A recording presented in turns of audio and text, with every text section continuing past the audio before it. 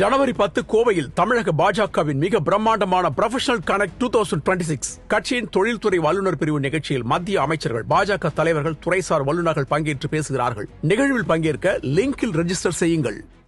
உச்சத்தை தொட்ட தங்க விலை, மீட்க முடியாத அடகு நகையை விற்பதற்கு இதுவே சரியான நேரம். இனியும் யோசிக்காதீங்க. உங்க தங்க நகைய அதிக விலைக்கு விற்க சிறந்த வழி prime gold hub 9840551787. No compromise. உங்க சைடுலயும் எங்க சைடுலயும். It's a GT promise. GT Holidays, South India's #1 travel brand. தமிழக வெற்றி கழகம், காங்கிரஸ் இரண்டு கட்சியும் கூட்டணி வைக்க போதா அப்படிங்கிற ஒரு பேசு பொருள் அப்படிங்கிறது மீண்டும் ஒரு 3 நாட்களாக பேசப்பட்டே வருகிறது. ஒருவேளை காற்று தாவேகா பக்கம் வீச தொடங்கி இருக்கிறதோ, குறிப்பாக கூட்டணி விஷயத்தில். திமுகவிலிருந்து காங்கிரஸ் கூட்டணியிலிருந்து விலகி தாவேகாவுடன் போய் சேர்வதற்கு திமுகவிலேயே சிலர் விரும்புகிறார். திருத்தணிக்கு ட்ரெயினில் போன ஒரு வட இந்திய வாலிபர் சும்மா ரீல்ஸுக்காக போய் சொல்லி அதாவது சும்மா அவன்கிட்ட அதை அருவாளை நீட்டி ரீல்ஸ் எடுக்கிறேன்னு சொன்னபோது அவன் என்னையே எடுக்கிறீங்க, எனக்கு சம்மந்தம் இல்லை, நீங்கள் யார், நீங்கள் எதுக்கு என்ன எடுக்கிறீங்கன்னு கேட்கறதுக்காக அவனை திருத்தணியில் இறக்கி கொண்டு போய் ஒரு ரயில்வே குவார்ட்டர்ஸில் வச்சு கொடூரமான முறையில் வெட்டியிருக்கிறார்கள். இப்போவும் பார்த்தீங்கன்னா 7 வயசு 8 வயசு குழந்தைங்க, பெண் குழந்தைங்க. ஆனால் தமிழ்நாடு அமைதி பூங்காவாக இருக்குது அப்படின்னு முதலமைச்சர் சொல்கிறாரு. எல்லாவற்றிற்கும் காரணம் என்னன்னு பார்த்தீங்கன்னா கஞ்சா அதான் போதை. ஒன்று டாஸ்மாக் போதை அல்லது கஞ்சா போதை. எல்லா இடத்தையும் கஞ்சா கிடைக்கும். இத்தனையும் தொடர்ந்து நடைபெற்று வருகிறது. அவரை டிவியில் அப்பான்னு சொல்லிட்டு இருக்காரு. நல்ல ஓட்டு ஃபார்முலா தமிழ்நாட்டில் முதல்ல கொண்டு வந்தது திமுக தானே. அதை பார்த்து அதிமுக கற்றுக்கொண்டது என்று வேணால் சொல்லலாமே தவிர, அதே மாதிரி பணம் கொடுத்து திருமங்கலம் ஃபார்முலா என்பதை இந்தியா தேசம் முழுவதும் அதற்கு ஒரு புகழ் ஏற்படுத்தி பிரபலப்படுத்தியது திமுக தான். அதனால் அதிமுகவில் எங்கேயுமே பணமே கொடுக்கல அப்படின்னு சொல்லலை. திகாவிலிருந்து பிரிந்து வந்த திமுக, அதை உருவாக்கிய அண்ணாதுரை, அதற்கு பின் திமுகவின் தலைவரான கருணாநிதி எப்படியெல்லாம் அன்று பெரியாரை பேசினார்களோ, அதே மாதிரி இன்று சீனியர்கள் அனைவரும் இளம் பெரியாரை தாக்குதலுக்கான ஆயத்தத்தில் இருக்கிறார்கள். இதன் ஒரு பகுதிதான் காங்கிரஸை இங்கிருந்து எப்படியாவது வெளியேற்றி தாவேகா பக்கம் அனுப்பிவிடுவது. இதை காங்கிரசும் விரும்புகிறது. ஆதரநேயர்களுக்கு அன்பு வணக்கம். இன்றைய சிறப்பு நேர்காணலில் நம்முடன் இணைந்திருக்கிறார் தமிழக அரசியலின் ஆசிரியர் திரு சக்தி சுந்தரராமன் அவர்கள். சார் வணக்கம். வணக்கம் வினோத், சொல்லுங்க சார். தமிழக வெற்றி கழகம், அதுக்கப்புறம் காங்கிரஸ் இரண்டு கட்சியும் கூட்டணி வைக்க போதா அப்படிங்கிற ஒரு பேசு பொருள் அப்படிங்கிறது மீண்டும் ஒரு 3 நாட்களாக பேசப்பட்டே வருகிறது. இதுக்கு பல ஃபேக்டர்ஸ் இருக்கு. ஒன்று பிரவீன் சக்கரவர்த்தி அப்படிங்கிற அந்த காங்கிரஸோடைய டேட்டா குழுவுடைய தலைவராக இருக்கக்கூடியவர், அவர் தொடர்ச்சியாக பேசிட்டு இருக்கிறார் அப்படிங்கிறது ஆரம்பத்திலிருந்தே செய்தி. இப்போ அவர் கனிமொழிக்கும் அவருக்கும் சமூக வலைதளத்துல ஒரு பெரிய ஒரு டக் ஆஃப் வார் அப்படிங்கிறது போயிட்டு இருக்கு. தமிழ்நாடு வளர்ச்சி தொடர்பாக அவர் விமர்சனங்கள் தான் வைக்கிறார் அப்படிங்கிறத பார்க்குறோம். இது ஒன்று. ரெண்டாவது, திருச்சி வேலுசாமி அந்த கட்சியோடைய மூத்த தலைவர்களில் ஒருவராக இருக்கிறார். காங்கிரஸுடைய ஒரு ஸ்ட்ராங் வாய்ஸ் அவரும் பேசும்போது தாவேகாவுடன் தான் காங்கிரஸ் போனோம், காங்கிரஸை சரியாக பயன்படுத்தவும் இல்லை, எங்களுக்கு தேவையான விஷயத்தையும் தரமாட்டாங்க திமுக, நாங்கள் திமுக கிட்ட போன அவசியம் இல்லை அப்படின்னு சொல்றார். ஸோ இது எல்லாத்தையுமே பார்க்கும்போது ஒருவேளை காற்று தாவேகா பக்கம் வீச தொடங்கி இருக்கிறதோ, குறிப்பாக கூட்டணி விஷயத்தில் அப்படிங்கிற ஒரு கேள்வி எழுது. உங்களுடைய பார்வை. நீங்க பிரவீன் சக்கரவர்த்தியை பத்தி சொன்னீங்க. அவர் டேட்டா ஏதோ ஒரு தலைவர். அதை விட முக்கியம் ராகுல்னா அந்த குடும்பத்துடைய, காங்கிரஸ்ல அது குடும்பம், சோனியா, ராகுல், பிரியங்கா. அங்கேயே பிரதமர் வேட்பாளராக பிரியங்காவை அறிவிக்க வேண்டும், ராகுலை அறிவிக்கக்கூடாதுன்னு அங்கே ஒரு யுத்தம் போய்கிட்டு இருக்கு. அது டெல்லி அரசியல். அது இங்கே நம்ம தமிழ்நாட்டுக்கு சம்மந்தம் இல்லைன்னு வச்சோம். இங்கே பார்த்தீங்கன்னா அந்த குடும்பத்திற்கு நெருக்கமானவர் ராகுல்னு சொல்லாமல், இது வரைக்கும் ராகுல் ஒரு ஏன்னா சோனியா அவர்களுக்கு வயதாகி விட்டதுனால ராகுல் பல பொறுப்புகள்னா அந்த இடத்தில் இருக்கிறார். மல்லிகார்ஜுன் கார்கே என்ன தலைவர்னு அவர் சொல்றதை ராகுல் கேட்க போகிறாரா? இல்லை. மன்மோகன் சிங் பிரதமராக இருக்கும்போது அவர் கொண்டு வந்த அவசர சட்டத்தையே ராகுல் ப்ரெஸ் மீட்டில் கிழிச்சிட்டு போனார். அப்படி இருக்கும்போது மல்லிகார்ஜுன் கார்கே சொல்றதை கேட்க போகிறாரு, அது இல்லை. பட் அந்த குடும்பத்திற்கு நெருக்கமாக இருக்கக்கூடிய பிரவீன் சக்கரவர்த்தி சொல்கிறார், ஏற்கனவே அவர் இருமுறை வந்து விஜயை சந்தித்து சென்றிருக்கிறார். அப்பொழுதெல்லாம் அப்படி சந்திச்சிட்டாருன்னு சொல்லி செல்வ பெருந்தகை போன்ற, அதாவது திமுகவிற்கு ஆதரவாக இருக்கக்கூடிய காங்கிரஸ்காரர்கள் உள்ளுக்குள்ளே அவங்க வந்து அதற்கு எதிர்ப்பு தெரிவித்தார்கள் என்று தகவல்.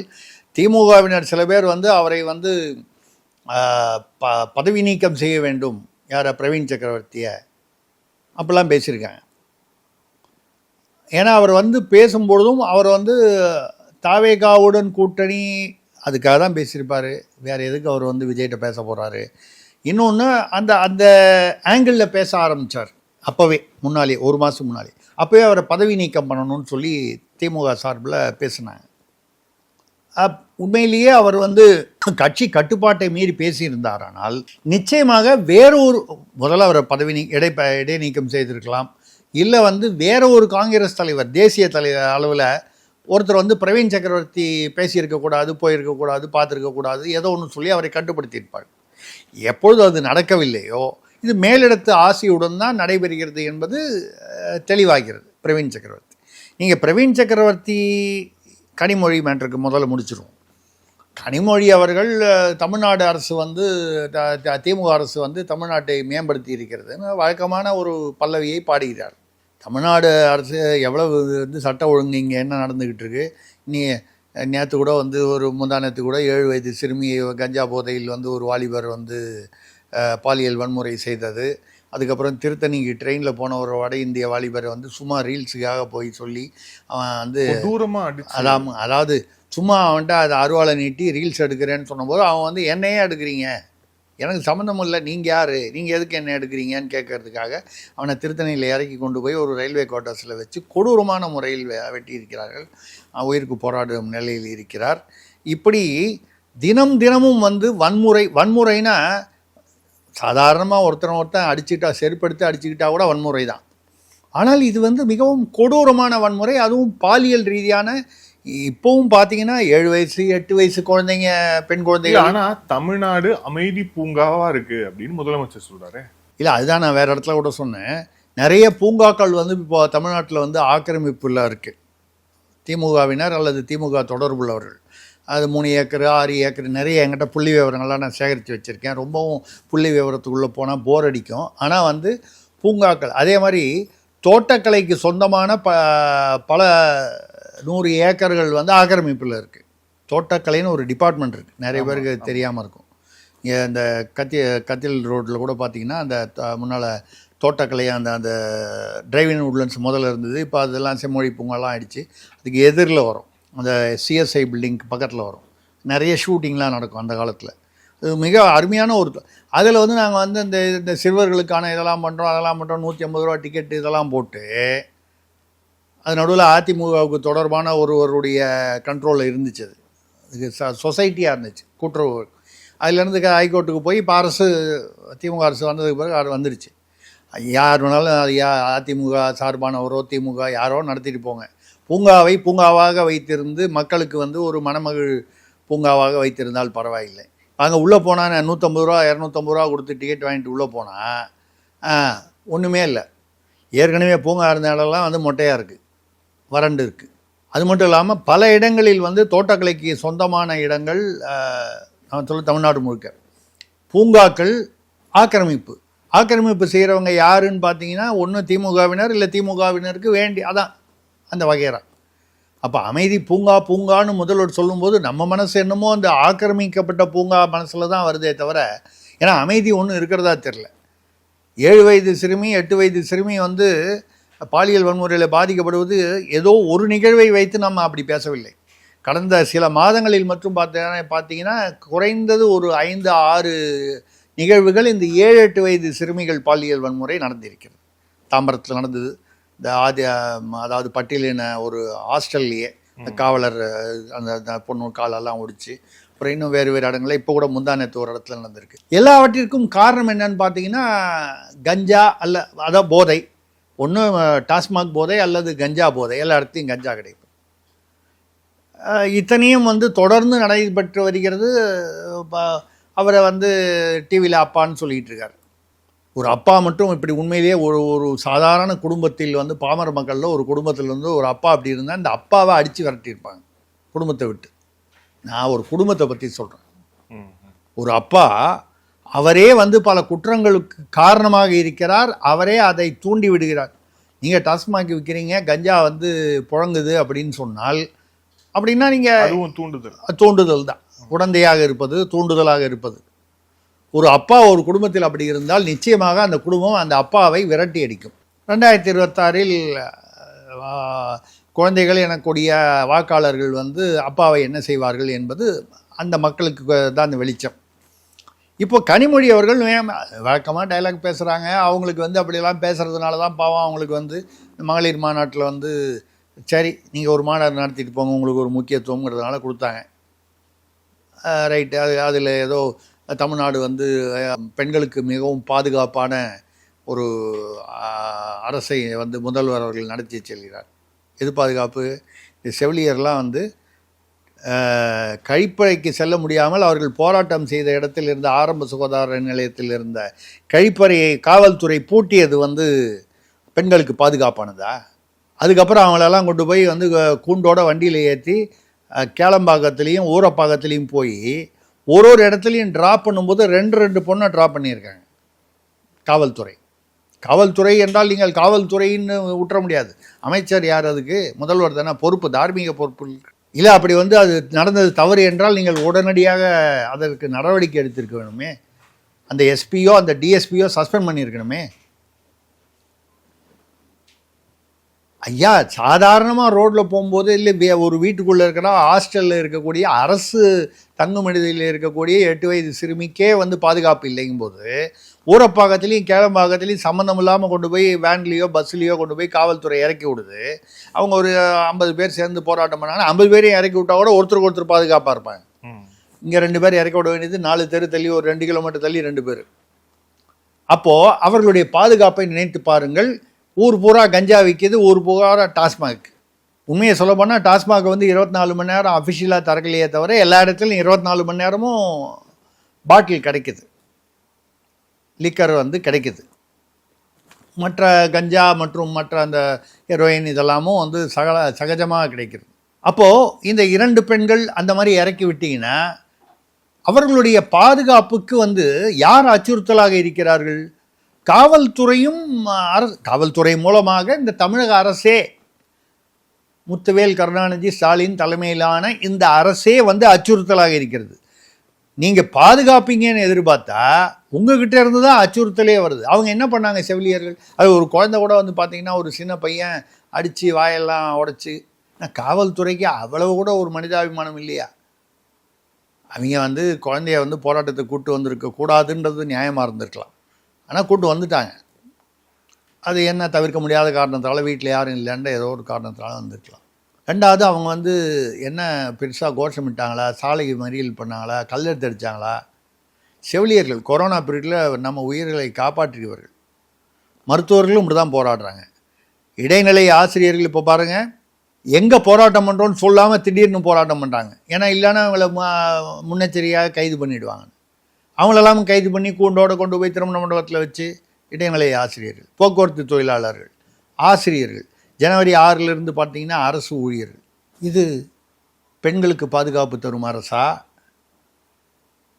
செவிலியர்கள் செவிலியர்கள்னால் அதில் 80% 90% பெண்கள் தான். ஆண் செவிலியர்கள் இருக்கிறார்களே தவிர ஒரு 80% வந்து பெண்கள் தான். அந்த பெண்கள் என்ன கேட்குறாங்க? அப்புறமும் நீங்கள் வந்து இப்போ அவங்ககிட்ட ஒரு அக்ரிமெண்ட் காம்ப்ரமைஸ் போடுவீங்களே, என்ன 8322 பேருக்கு பணி நிரந்தரம் கேட்குறாங்க. ஏன்னா இவங்க 8322 பேரும் 10 வருஷம் முடிச்சுட்டாங்க சர்வீஸ். கொஞ்சம் கொஞ்சமாக எல்லாத்தையும் தனியாக இருக்குது. நீங்கள் தானே விமான நிலையங்கள்லாம் வந்து இப்போ கொடுத்த போதும் மற்ற இதெல்லாம் கொடுத்த போதும் அதானிக்கு கொடுத்துட்டீங்க, அம்பானி கொடுத்துட்டீங்கன்னு சொல்லுவீங்க, தனியாக இருக்குது. நீங்கள் காட்டுப்பள்ளி துறைமுகத்தை வந்து யார் கொடுத்தீங்க? அதானிக்கு தான் கொடுத்தீங்க. ஸ்மார்ட் மீட்டர் யார் கொடுத்தீங்க? அதானிக்கு தான் கொடுத்தீங்க. இன்றைக்கி ஜியோ ஹாட்ஸ்டாரோடு வந்து நாங்கள் வந்து MOU கையெழுத்து போட்டோன்னு சொல்கிறீங்களே, ஜியோ யாருது? அம்பானி. இது அது உங்களுக்கு வேணும்னா அம்பானி அதானி வந்து உங்களுக்கு மாமா பெரியப்பா. அதையே மத்திய அரசோ இல்லை வேற யாரோ செய்தாலோ அது வந்து அவர்களுக்காக தான் மோடி உழைப்பதே வந்து தனியார்களுக்கு தான். அது யார் பேசுவார்? தமாஷ் என்னன்னா அதை பேசுவது தயாநிதி மாறன் பேசுவார். யார்? இந்தி ஒழிகன்னு சொல்லிட்டு 45 சேனலில் 5 சேனல் வந்து இந்தியிலேயே வச்சிருக்கக்கூடிய அந்த குழுமத்தை சேர்ந்த தயாநிதி மாறன் பேசுவார். இப்போ அந்த குழுமத்தில் இருக்காரா என்ன? அவர் அந்த குழுமத்தில் இல்லைன்னு நினைக்கிறேன். அவங்க அண்ணன் கூட இல்லை, பெரிய ஒரு சண்டை. அந்த குழுமத்தில் அவர் இல்லை. அவங்க வந்து ஏதோ சொத்தை பிரிச்சுக்கிட்டாங்கன்னா கூட நீங்கள் சன் டிவி குழுமம் என்று சொன்னால் அந்த மாறன் சகோதரர்கள் என்பதை நீங்கள் மறுக்கவோ மறக்கவோ முடியாது. அவருக்கே ஹிந்தி தெரியுமே. கருணாநிதி அதை ஒரு சொன்னாரே. சொன்னார். மற்றவெல்லாம் விட்டுட்டு நீங்கள் தயாநிதி மாறனுக்கு ஏன் வந்து எம்பி கொடுத்தீங்க, உங்கள் பேரனுக்கு ஏன் கொடுத்தீங்கன்னா, என் பேரன்றதுக்காக கொடுக்கல, அவர் ஹிந்தி நல்லா பேசுவாருன்னு சொன்னார். நீங்கள் மட்டும் ஹிந்தி நல்லா பேசணும். இங்கே தமிழ்நாட்டில் இருக்கிறவங்களாம் யாரும் ஒத்தனும் அந்த ஹிந்தி பேசி ஏதாவது வெளியில் போய் பிழைக்கிறதுக்கு ஒரு வாய்ப்பு இருந்தால் அது கூடாது. ஸோ தாவேக்காவும் திமுகவும் இல்லை, அந்த இடத்துல தான் இப்போ நீங்கள் வந்து பிரவீன் சக்கரவர்த்தி வந்து பேசியது வந்து ராகுலுக்கோ இல்லை காங்கிரஸ் மேலிடத்துக்கு தெரியாமல் பேசியிருக்க முடியாது. அப்படி பேசியிருந்தால் அவர் மீது இத்தனை நேரம் நடவடிக்கை எடுத்திருப்பார். 1. 2வது, நீங்களே சொல்லிட்டீங்க, திருச்சி வெளிச்சாமி தெளிவாக சொல்லிட்டார். அவர் 50 சீட்டு கொடுக்கலன்னா வந்து நாங்களே திமுக ஆட்சியை கவிழ்த்து விடுவோம்னு பேசியிருக்கார். கவிழ்த்து விடுவோம்னா மறுபடியும் வரவிட மாட்டோம் என்ற அர்த்தத்தில் பேசி திமுகவுக்கு எதிராக பேசியிருக்கிறார். திருச்சி வெளிச்சாமி மனதில் பட்டதை படார் என்று பேசக்கூடிய ஒரு இதுவார். காங்கிரஸில் என்னை பொறுத்தவரை நான் வந்து தமிழ்நாடு காங்கிரஸில் மதிக்கக்கூடிய ஒரு, அதாவது கருத்து விமர்சனங்களை தாண்டி மதிக்கக்கூடிய ஒரு கருத்தியல் கொண்டவர். அவர் வந்து என்ன சொல்கிறாரு? திமுக அரசை விமர்சனம் செய்து பேசுகிறார். அதாவது நீங்கள் ஒன்றும் எங்களை சுமக்கவில்லை, நாங்கள் தான் உங்களை சுமக்கிறோம். தேர்தல் வந்தால் தான் தெரியும் யாரை சுமக்கிறாங்கன்னு. 2வது, திமுகவுக்கு தனியாக நிற்கக்கூடிய தைரியம் வந்தால வந்து நீங்கள் வந்து யாரை சுமக்கிறாங்கன்னு தெரியும். ஏதோ ஒரு வகையில் யாரையா கூட்டணி வச்சுக்கிறாங்க. 2006-11 வந்து மைனாரிட்டி அரசாக 96-97 சீட்டு வாங்கின போது கூட யாரையும் அதிகாரத்தில் பங்கு கொடுக்கவில்லையே. கருணாநிதி ஐயா அவர்கள் கொடுக்கவில்லை. மைனாரிட்டி அரசு தான், ஆனாலும் கொடுக்கவில்லை. ஆனால் இவங்க வந்து இப்போ இன்னைக்கு இருக்கக்கூடிய சிச்சுவேஷன் இதில் முக்கியமான ஒரு, நீங்கள் சொல்லாததில் ஒன்று நான் கூடுதலாக சொல்ல வேண்டியிருக்குன்னா, சோடங்கர் காங்கிரஸ் தலைவர், அவர் தான் வந்து தமிழ்நாட்டுக்கு இன்சார்ஜ்.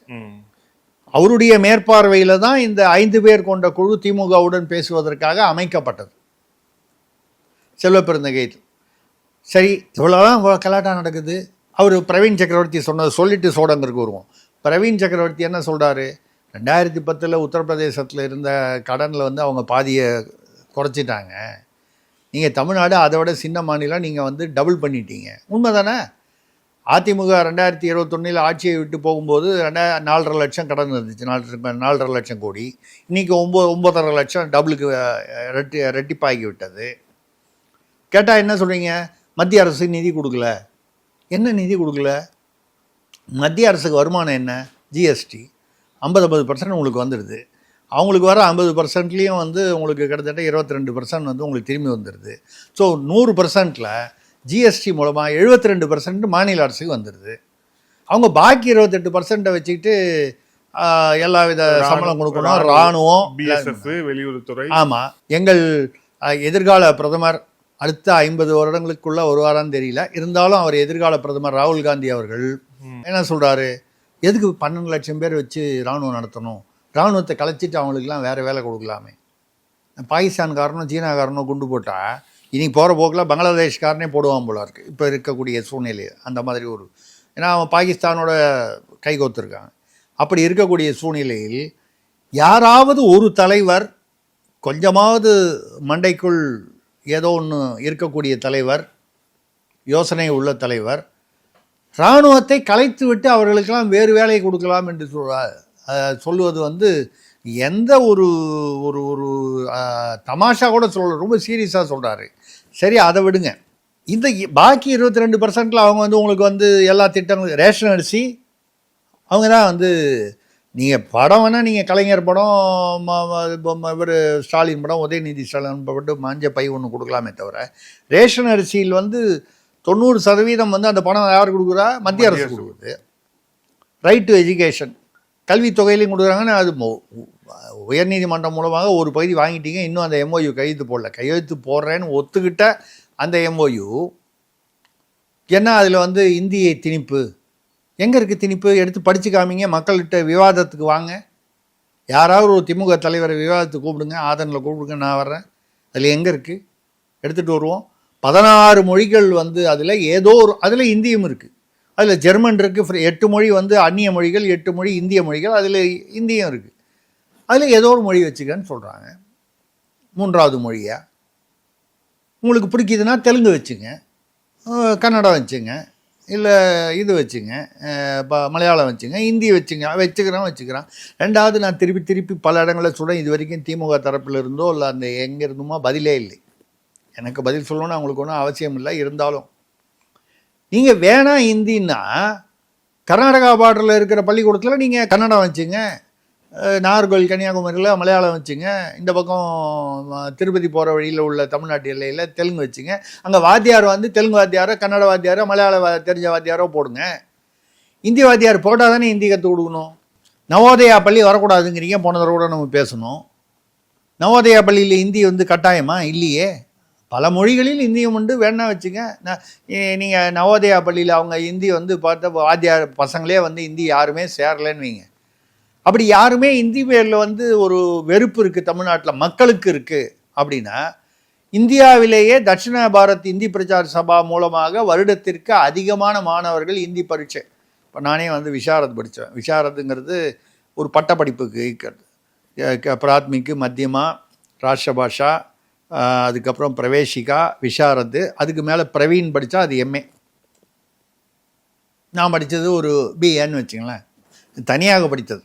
அதாவது இந்தி பிரச்சார சபா, அதான் சின்ன வயசில் அந்த காலத்தில் படித்தோம். அந்த மாதிரி படிக்கக்கூடிய மாநிலங்களில் மிக அதிகமான மாணவர்கள் தமிழ்நாட்டில் இருந்தான் போகிறார்கள். அப்போ என்ன அர்த்தம்? பாமர மக்கள், பொதுமக்கள் இந்தியை விரும்புகிறார்கள் என்று சொல்லுவதை விட அது ஒரு வேலை வாய்ப்புக்கோ தொழிலுக்கோ வெளியே போகும்போதோ அது ஒரு அவசியம் என்று கருதுகிறார்கள். அந்த மாதிரி இன்னொரு மொழியை கற்றுக்கொள்ள வந்து நம்ம வந்து கூடாது அப்படின்னு சொன்னால், இப்போ என்ன மாதிரி நான் வந்து 18 வருஷம் இந்தோனேஷியாவில் போய் இருந்தேன். அங்கே வந்து ஒரு தொழிலதிபராகி அந்த இந்தோனேஷியா அதிபருக்கே ஆலோசகராக முடிந்தது என்றால், எனக்கு நான் வந்து ஒரு தேசியமயமாவட்ட வங்கியில் அதிகாரியாக இருந்திருக்கிறேன். எனக்கு வந்து மொழிகள் தெரியும், இதெல்லாம் அந்த இந்திய மொழிகள் தெரியும், நான் எம்எல் படிச்சிருக்கேன். இதெல்லாம் காரணம் இல்லை. இதையெல்லாம் தாண்டி ஒரு காரணம், அவர்கள் மொழியை நான் கற்றுக்கொண்டது தான். நான் கூட பேசியிருப்பேன். அவர்கள் மொழியில், அதாவது அவங்க சட்டத்தில் வந்து கமர்ஷியல் வணிக துறை சட்டங்களில் 14 சீர்திருத்தங்கள் அதே மொழியில் நான் ஏற்படுத்திய சீர்திருத்தங்கள் என்னுடைய பரிந்துரையின் பேரில் அவர்கள் அமலாக்கினார்கள். அவர்களுடைய டாப் 10, நம்ம ஊர் கபில் சிபல், நீங்கள் வந்து ஹரிஷ் சால்வே, இந்த மாதிரி உள்ளக்கூடிய அங்கே ஒரு 10 பேர். இவங்க யாருமே அவங்களுடைய பரிந்துரைகளில் 7, ஒவ்வொருத்தரதும் 7, 5, 6 இப்படி தான் பரிந்துரைகள். என்னுடையது மட்டும் 14 பரிந்துரைகள். நான் ஏதோ பெரிய அப்படின்னு அந்த கர்வத்தோடு பேசலை. இதற்கு காரணம் என்னவென்றால், என்னுடைய மொழி ஆர்வம். இது ஏதோ ஒரு இந்தோனேஷிய மொழிக்கே வந்து இருக்கும் பொழுது, நம்ம இந்தியாவில் பல இடங்களில் ஹிந்தி பேசப்படுகிறது. இங்கே கொஞ்சம் தாண்டி போனீங்கன்னா ஹிந்தி பேசணும். கற்றுக்கிட்டதுனால தப்பில்லை. யாரும் வந்து தாய்மொழியை வந்து நீங்கள் விட்டுறணும்னு சொல்லலை. தாய்மொழியை விட்டுறணும்னு சொன்னால் யார் விட்டுறது? யார்? வேலூர், ராணிப்பேட்டை பகுதிகள்லையோ, அந்த பக்கம் மேலப்பாளையம், திருநெல்வேலி பகுதிகள்லையோ வந்து பள்ளிகளில் தமிழ் எங்கே இருக்குது? அரசு பள்ளிகளில் தமிழே இல்லை, உருது இருக்குது. அரசு பள்ளிக்கூடம், மேல் விசாரம், ஏதோ ஒரு பேர், ஒரு உதாரணத்துக்காக சொல்கிறேன். அதுவே உருது மொழியில் இருக்கிறது. நான் உருது கூடாது என்று சொல்லவில்லை. ஏன் தமிழ்நாட்டில் தமிழ்லேயே போர்டு இல்லை, அரசு பள்ளியில் நீங்களா தமிழை பாதுகாக்கிறீங்க? ஸோ இப்படி ஒரு இந்த பிரவீன் சக்கரவர்த்தி வந்து என்ன சொல்கிறாரு, 2010 நீங்கள் கடன் வந்து அன்றைக்கி கம்பேர் பண்ணும்போது உத்தரப்பிரதேசம் கவனிங்க, உத்தரப்பிரதேசத்தை உதாரணம் காட்டுகிறார் அவர். அதுக்கு தான் வந்து ஜோதிமணி அவர்கள் சொல்கிறாங்க வந்து பிரவீன் சக்கரவர்த்தியை வந்து பாஜக இயக்குகிறது. 2-3 மாதத்துக்கு முன்னால் வந்து ஜோதிமணி அவர்கள் கூட வந்து திமுகவை விமர்சனம் செய்தார் 2-3 விஷயத்தில். அப்போ பாஜக தான் ஜோதிமணி இயக்கியது என்று ஒத்துக்கொள்கிறாரா? பாஜக காங்கிரஸை வந்து இயக்கும் என்று சொன்னால் இதைவிட ஒரு அரசியல் அறிவின்மை யாருக்குமே இருக்க முடியாது. பாஜகவினால் காங்கிரஸால் இயங்க முடியாமல் போகிறது என்று சொன்னால் அது ஒரு அர்த்தம் இருக்குது. பாஜக காங்கிரஸை இயக்குகிறது, அது இது ஒரு பக்கம். ஷோடங்கருக்கு வருவோம். ஷோடங்கர் என்ன சொன்னார்? 15ஆம் தேதி வரைக்கும் நாங்கள் கெடு விதித்தோம். யாருக்கு? இப்போ திமுகவுக்கு. எங்களுக்கு இவ்வளவு சீட்டு 50 சீட்டு என்னமோ வேணும்னு சீட்டு வேணும்னு கேட்டோம். இல்லை, எங்களுடைய கோரிக்கைகள் என்னவென்று சொன்னோம். சீட்டு எவ்வளவு, எந்தெந்த சீட்டு, ராஜ்யசபா சீட்டு, இதெல்லாம் வந்து சொன்னோம். 15ஆம் தேதி வரைக்கும் கெடு விதித்தோம். ஆனால் இவ்வளோ நாள் ஆகியும் 25 தேதிக்கு பேசுகிறார் அவர், கிறிஸ்மஸுக்கு முன்னால். இதுவரை அவர்களிடமிருந்து அந்த கெடுவை தாண்டி பதில் இல்லைங்கிறார். அப்படின்னா என்ன அர்த்தம்? அழுத்தம் கொடுக்குறார். நீங்கள் உங்களுடைய டைம் தாண்டி போச்சு, இதுக்கப்புறம் நீங்கள் வந்து நாங்கள் வந்து வேறு முடிவெடுத்தால் வருத்தப்படாதீர்கள் என்பதை சோடங்கர் வந்து சொல்லாமல் சொல்கிறார். சோடங்கர் வந்து பேசுகிறதோ, பிரவீன் சக்கரவர்த்தி பேசுகிறதோ, சோனியா குடும்பத்தோருடைய அனுமதி இல்லாமல் ஒரு வரி கூட பேச முடியும். இது இயல்பான ஒரு இது. ஏன் நம்ம தப்புன்னு சொல்லலை. காங்கிரஸில் அவங்க தான் தலைமை, அவங்க தான் முடிவு எடுக்கிறவங்க. அவங்கள மீறி இவங்க அப்படி பேசுனா மறுநாளைக்கு அவங்க கதி என்ன ஆகும்? சசி தரூர் அவ்வப்போது வந்து மோடியை கொஞ்சம் புகழற மாதிரி பேசும்போதே உடனடியாக என்ன செய்கிறாங்கன்னா, சசி தரூரை வந்து திக்விஜய் சிங்கையோ யாரையாவது வச்சு டைரெக்டாக இல்லாமல் இன்டைரக்டாக வந்து அவரை வந்து தாக்குவாங்க. நீ பேசுவது பிடிக்கவில்லை. ஏன்னா அவர் சசி தரூர் எதுக்கு வெயிட் பண்ணார்? கட்சியை விட்டு நீக்கினா நம்ம நிம்மதியாக பாஜக போயிடலாம், பாஜகலே நம்ம வரவேற்க தயாராக இருக்கிறார், வெயிட் பண்ணார். அவர் விட்டா போயிடுவார், அது ஒரு பலவீனம் ஆகிடுன்றதுக்காக இழுத்து பிடிச்சிட்டு இருக்காங்க. அதே சமயத்தில் அவர் அந்த மாதிரி பேசும்போது ஒரு சங்கடம் வரும்பொழுது திக்விஜய் சிங்கோ யாரையாவது ஒருத்தர் விட்டு, இது ஒரு அரசியல். இப்போ இந்த பக்கம் அவங்க போகிறாங்கன்னா இதில் ஒரு பெரிய ஒரு ரகசியம் ஒன்று இருக்குது. திமுகவிலிருந்து காங்கிரஸ் வந்து கூட்டணியிலிருந்து விலகி தாவேகாவுடன் போய் சேர்வதற்கு திமுகவிலேயே சிலர் விரும்புகிறார்.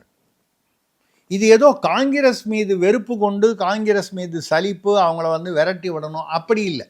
ஏற்கனவே வந்த ஒரு சில சர்வேக்களின்படி பார்த்தீங்கன்னா காங்கிரஸும் விசிகாவும் முக்கியமாக இஸ்லாமிய கட்சி, மற்றது கம்யூனிஸ்ட், இதெல்லாம் சேர்த்து, அதாவது எக்ஸிஸ்டிங் கூட்டணி அப்படியே தொடரும் வகையில் திமுக அணி வந்து கூட்டணி வந்து 90 இடங்களைத்தான் பெறும். அதாவது மெஜாரிட்டி பெற முடியாது, தொங்கு சட்டசபை அமையும் அப்படின்னு ஒரு சர்வே.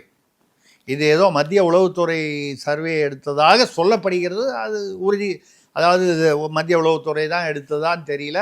ஆனால் 2-3 சர்வேக்கள் இந்த மாதிரி வந்திருக்கு. உளவுத்துறை எடுத்ததா இல்லையான்னு விட்டுருங்க, தனியார்கள் பெயர் குறிப்பிட வேண்டாம், தனியார் சர்வே ஏஜென்சிகள் எடுத்ததும் ஏறக்குறைய தொங்கு சட்டசபை வரும் அப்படிங்கிற ஒரு நிலையை தான் சொல்கிறாங்க.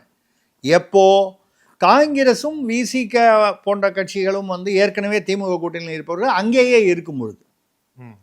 இப்பொழுது அங்கிருந்து காங்கிரஸ் விலகி போகிறது என்றால் பொதுவாக சொல்லலாம் காங்கிரஸுக்கு பெரிய ஓட்டு வங்கி இல்லைன்னு. அதே சமயம் நிச்சயமாக இஸ்லாமியர்கள் வந்து காங்கிரஸ் பாஜகவிற்கு ஓட்டளிப்பதற்கு தயக்கம் இருக்கும், அவர்கள் அங்கே போடுவாங்க, திமுகவுக்கு போடுவாங்க. காங்கிரஸ் அங்கே இருப்பதனால திமுகவுக்கு போடுறவங்களும் உண்டு. காங்கிரஸ் அங்கே இல்லாமல் தாவேகாவுக்கு போனால் இதே இஸ்லாமியர்கள் திமுகவுக்கும் சில பேர் போடலாம். இல்லை, காங்கிரஸ் எங்கு செல்கிறதோ அப்போ காங்கிரஸுக்கு போட்டால் அது வேறு இடத்துக்கு போயிடும். கிறிஸ்தவர்களை பொறுத்தவரை இத்தனை நாள் வந்து அவர்கள் வந்து இவர் கூட வந்து நான் கிறிஸ்தவன் என்று கூட துணை முதல்வர் பெருமையாக சொல்லி கொண்டார். என்ன புரியலன்னா, முதல்வரின் மனைவியார், இவருடைய தாயார் கோயில் கோயிலாக ஏறி இறங்குகிறார், மிகச்சிறந்த ஆன்மீக பக்தராக விளங்குகிறார். அவர் ஒன்றும் போலியாக நடிக்கிறார் என்று நாம் சொல்வது நியாயமே இல்லை. இயல்பாகவே அவருக்கு வந்து ஆன்மீகத்தின் மீது ஒரு பற்று இருக்கிறது என்பது இப்போ இல்லை, ரொம்ப வருஷமாக தெரியுது. அது அவருடைய விருப்பம், அவருடைய ஒவ்வொருத்தருடைய இயல்பு விருப்பம். இவருடைய தந்தையும் இன்னும் எனக்கு தெரிஞ்சு ஸ்டாலின் அவர்கள் கிறிஸ்தவராக கன்வெர்ட் ஆனதாக சரித்த ஒன்றும் செய்தி இல்லை. துர்காமையார் நிச்சயமாக கிறிஸ்தவராக போகவில்லை, நம்ம கோயில் கோயிலாக போகும்போது தெரியுது. என் மனைவி கிறிஸ்தவர், இவரும் வந்து கிறிஸ்தவராக மாறியதாக ஒன்றும் ஆவணங்கள் எதுவும் எனக்கு தெரிந்து இல்லை. ஏன்னா தேர்தல் அதாவது ஆவணத்தில் வந்து இவர் தன்னை கிறிஸ்தவர் என்று குறிப்பிடவில்லை. யார்? உதயநிதி சேப்பாக்கில் நிற்கும் பொழுது இந்த தேர்தல் இதில் பார்த்தீங்கன்னா அதில் மதம் வந்து கேட்கப்படுகிறது, அதில் குறிப்பிடலை. அப்போ ஆனால் கிறிஸ்தவர், அது வழக்கமாக அரசியலுக்காக சொல்கிறாருன்னா எனக்கு என்ன புரியலன்னா, அப்பாவும் இந்து அம்மாவும் இந்து, மனைவி கிறிஸ்தவர், அவர் கிறிஸ்தவராக இருக்கலாம். அது கிருத்திகா அவர்கள் அவர் கிறிஸ்தவராக பிறந்து இருக்கலாம், இல்லை ஏதோ ஒரு சமயத்தில் கிறிஸ்தவராக மாறி இருக்கலாம். அது அவருடைய, அவரை மணந்து கொண்டதால் நீங்கள் கிறிஸ்தவராகிவிட முடியாது. சரி, அது சொல்லிக்கிறாரு அந்த அரசியல் லாபங்களுக்காகன்னு சொல்லி. இப்போ எங்கே வர்றோன்னா, திமுக இந்த முறை ஆட்சிக்கு வந்துவிடக்கூடாது என்று அதிமுக நினைக்கலாம், நியாயம், அவர்கள் ஆட்சிக்கு வர வேண்டும் என்று.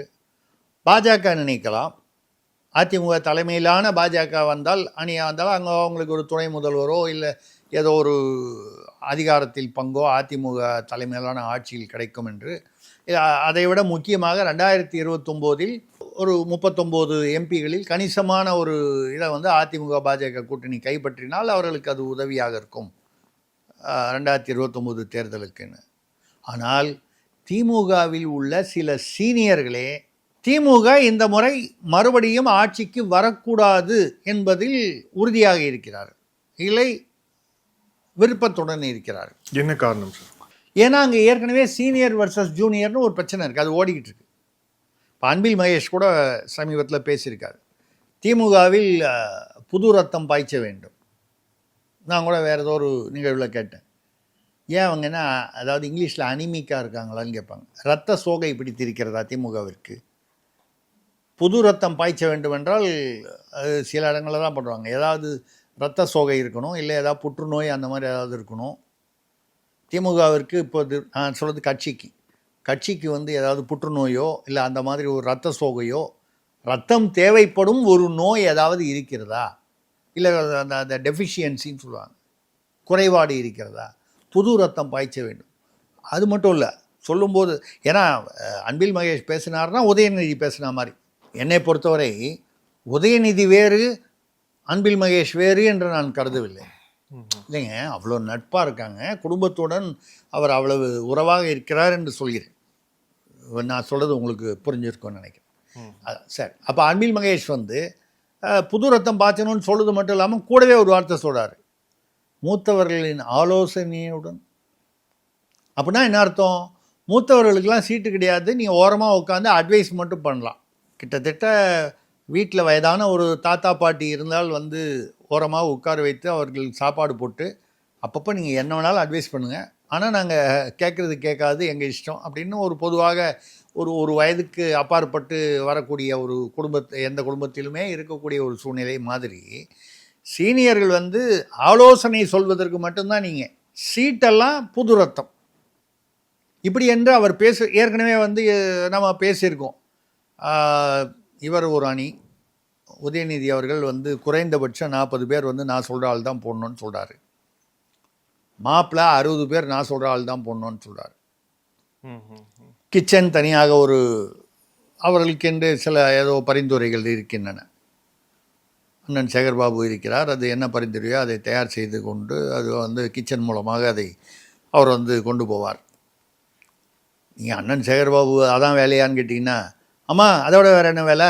மிஞ்சூரில் பார்த்தீங்கன்னா அவருடைய தொகுதி, அதாவது அவருடைய தொகுதினா வட சென்னைன்னு சொல்கிற அளவுக்கு, அங்கே வந்து எர்ணாவூர் அப்புறம் அதை ஒட்டிய சில பகுதிகள்லாம் வந்து பார்த்திங்கன்னா மணலி இங்கெல்லாம் வந்து, அதாவது அங்கே தண்ணி மிஞ்சூர் பகுதியில் அந்த சுத்திகரிப்பு கடல் நீரை அங்கே அந்த ஏரியா வறண்ட ஏரியா, குடிதண்ணீர் நீர் கம்மி, 6 ஒன்றும் ஓடலை. அப்போது கடல் நீரை சுத்திகரிப்பு செய்து அங்கே சுத்திகரிப்பு ஆலை இருக்குது. அந்த ஆலை ஒரு வருடமாக மூடப்பட்டிருக்கிறது. தமிழக அரசு அதற்கு எந்த நடவடிக்கையும் எடுக்கவில்லை. சரி, புழல்லேருந்து தண்ணி அங்கே திருப்பி புழலில் இதே மாதிரி அந்த புழலிலிருந்து வரக்கூடிய தண்ணீரை இங்கே வந்து திருப்பி விடுறாங்க. ஆனால் அந்த தொலைவு அதிகமாக இருப்பதால், அந்த அழுத்தம் குறைவினால், அதாவது நம்ம சொல்லுவோம் பள்ளத்துலேருந்து மேட்டுக்கு ஏறாது தண்ணி, அந்த காரணங்களால் இவர்களுக்கு தண்ணீர் கிடைக்கவில்லை. ஒரு நாளைக்கு சராசரியாக ஒரு குடும்பம் 120 ரூபாய், நம்ம சொல்கிறது ஏழை எளிய குடும்பம், குடிதண்ணீருக்காக குடிதண்ணீருக்கே அப்படின்னா அப்புறம் குளிக்கிற தண்ணிக்கு மட்டும் எங்கேருந்து வரும்? ஏன் கடல் தண்ணி வந்து சுத்திகரிப்பு பண்ணி தண்ணி குடிச்சிருக்கும் போது கடலில் போய் டெய்லி குளிக்க முடியும் உப்புல? 120 ரூபாய் செலவு பண்ணுறாங்க ஒரு நாளைக்கு. அப்போ ஒரு மாதத்துக்கு எவ்வளோ ஆச்சு? ஒரு ஏழை எளிய மக்கள் வந்து 3600 ரூபாய் வந்து ஒரு குடிநீருக்காக வந்து ஒரு மாதத்துக்கு செலவு பண்ணணுன்னா எவ்வளவு ஒரு மோசமான ஒரு பொசிஷன் இருக்குது. இதில் பெரிய வயிற்றடிச்சல் என்னென்னா, இவ்வளவு நடந்து தண்ணீர் இல்லாமல் குடிநீர் காசு கொடுத்து வாங்குறாங்க, ஆனால் அவர்களுக்கு வந்து வாட்டர் டேக்ஸு ரெகுலராக போடுறாங்க. வாட்டரே கொடுக்கறது இல்லை, ஆனால் வாட்டர் டேக்ஸ் மட்டும் கட்ட வேண்டியிருக்கு. இப்படிப்பட்ட இழிநிலை வடசென்னையில் இருக்கிறது. ஸோ அப்போ இந்த சீனியர்களுக்கு இப்போ அதான் நம்ம பேக் டு சப்ஜெக்ட் வந்து சீனியர்களுக்கும் ஜூனியர்களுக்கும் உள்ள அந்த விரிசல் இருக்கு இல்லையா, அது வெளிப்படையாக தெரிகிறது. சீனியர்களுக்கு இந்த முறை அவ்வளவாக சீட்டு கிடையாது. அப்படி வரும்போது இந்த சீனியர்கள்லாம் வந்து அவங்க என்ன பண்ணுவாங்க, யாரும் வந்து இங்கேருந்து வேறு அதிமுகவுக்கோ பாஜகவுக்கோ வேறு தாவேகாவுக்கோ செங்கோட்டையனை மாதிரி டக்குன்னு வந்து அப்படி மாறி போகிற அளவுக்கு திமுகவுடைய அமைப்பிலிருந்து அப்படி மாறி போவதற்கு வாய்ப்புகள் குறைவு. போனால் என்னங்கிறத தாண்டி அந்த பக்கம் ஏற்றுக்கொள்வார்களா? தாவேகாவும் வந்து திமுக எதிரின்னு நினைக்குது, அதிமுக பாஜகவும் அதே நிலைமையில் இருக்குது. அப்போ திமுகலேருந்து போனால் அது பெரிதாக வந்து ஒரு மதிப்பு இருக்காது. அப்படிங்கும்போது இருக்கிற இடத்துலையும் மதிப்பு இல்லை. எனக்கு கிடைக்காது உனக்கு கிடைத்தால் நான் விட மாட்டேன். எனக்கு அதாவது எனக்கு 2 கண்ணு போனாலும் பரவாயில்ல, உனக்கு ஒரு கண்ணாவது போகணும் அப்படிங்கிற ஒரு ஒரு அதுவும் ஒரு மனித குண இயல்புன்ற வகையில் சீனியர்கள் வந்து எதனால் வந்து இது நடக்கிறது? ஸ்டாலின் கையில் இருக்கும் அதிகாரம் உதயநிதி கையில், அதாவது அடுத்த தலைமுறை கையில் வந்து விட்டது, இல்லை வந்து கொண்டிருக்கிறது.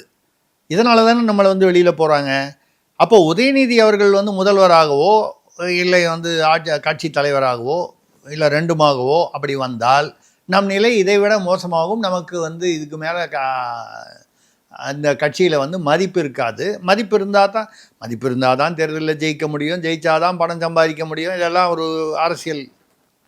அப்போ அது முடியாது என்னும்போது என்ன பண்ணுவாங்க? தவளை வந்து 2 தவளை மேலே ஏறி போகும்போது காலை பிடிச்சிருக்கும் முடிஞ்ச வரைக்கும். இவர்களால் வந்து ஓட்டு வங்கியை வந்து இப்போது துரைமுருகனோ ஒரு KN நேருவோ அருண் நேருவோ அவர் மகன் போய் நிர்மலா சீதாராமனை பார்த்து விட்டு வந்தது வந்து என்ன ஊறுகாய் மாமி என்று ஒரு காலத்தில் KN நேருவே விமர்சித்திருக்கிறார். நிர்மலா சீதாராமன் அவர்களிடம் சென்று 2 ஜாடி ஊறுகாய் வாங்குவதற்காக போயிருப்பார் என்று நினைக்கிறீர்கள்? இல்லை தயிர் சாத பாப்பாத்தி என்று சொன்னாரே, ஒரு கால் நிர்மலா சீதாராமன் வீட்டில் தயிர் சாதம் நன்றாக இருக்கும் என்று நினைத்து போயிருப்பார் அருண் நேரு? இல்லை. எதற்காக போயிருப்பார் என்று தெரியும். அவர் போய் எதை சொல்லியிருப்பார், எதை சொல்லி விடுவாரோ என்ற அச்சம் இங்கு ஏற்பட வேண்டும் என்பதற்காகத்தான் போனார்.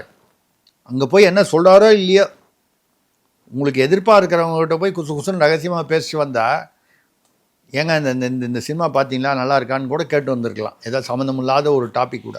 அவர் வெளியில் வந்து சொன்னது அதோட காமெடியாக சொன்னார்.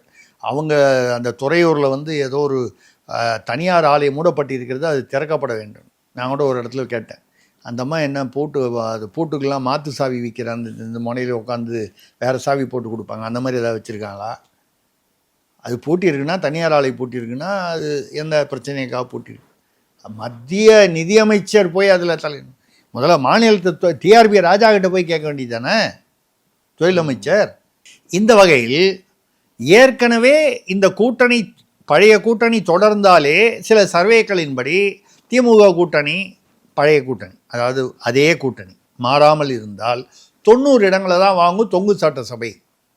இப்போ இதிலிருந்து காங்கிரஸ் விலகி போனால் எவ்வளவு சீட்டு போகும்னு ஒரு பெரிய கணக்கு போட முடியாமல் இருக்கலாம். ஆக 90ஐ விட குறைவாக இருக்கலாம். 90 வந்து 70 ஆகலாம், 60 ஆகலாம், இல்லை 80 ஆகலாம், 85 ஆகலாம். நம்ம வந்து அதுக்குள்ளே போகல. ஏதோ ஒரு வகையில் அது வந்து ரெண்டாவது சில விஷயங்களை பார்த்திங்கன்னா அந்த 2% 3% வாக்கு தான் வந்து ஒரு ஆட்சியையே வந்து அமைப்பதும் இல்லை கவிழ்ப்பதும் இல்லை தவிர்ப்பதும் அதுதான். அந்த வகையில் தாவேகாவுக்கு போனால் அப்போ யார் ஜெயிப்பாங்க? தாவேகா ஜெயிக்குமா அப்படின்னு கேட்டால் தாவேகா ஒரு அவர்களுக்கான ஒரு இடத்தை பெறலாம். தாவேகா கூட்டணி காங்கிரஸோ அது யார் கூட இருக்காங்களோ. ஆனால் தான் பார்த்தீங்கன்னா அவரும் எப்படி பேசுகிறாரு? நாங்கள் தனியாகவோ இல்லை அணியாகவோ வருவோம். விஜய் இது நாள் வரைக்கும் இந்த கூட்டணியை பற்றி எங்குமே அவர் வந்து ஒன்றும் கமிட் பண்ணல. இப்போ லேசாக பேச ஆரம்பித்திருக்கிறார். அப்படின்னா என்ன அர்த்தம்? அங்கே காங்கிரஸில் ஏதோ ஒரு கொஞ்சம் சீரியஸாக டாக்ஸ் போயிட்டு இருக்கு. இப்படி போனால் தாவேகாவினால் 2026 காங்கிரஸே உடன் சேர்ந்தால் கூட ஆட்சியை பிடிக்கும் அளவுக்கு 40% மேல் வாக்குகள் வாங்க முடியும் என்று நான் நம்பவில்லை.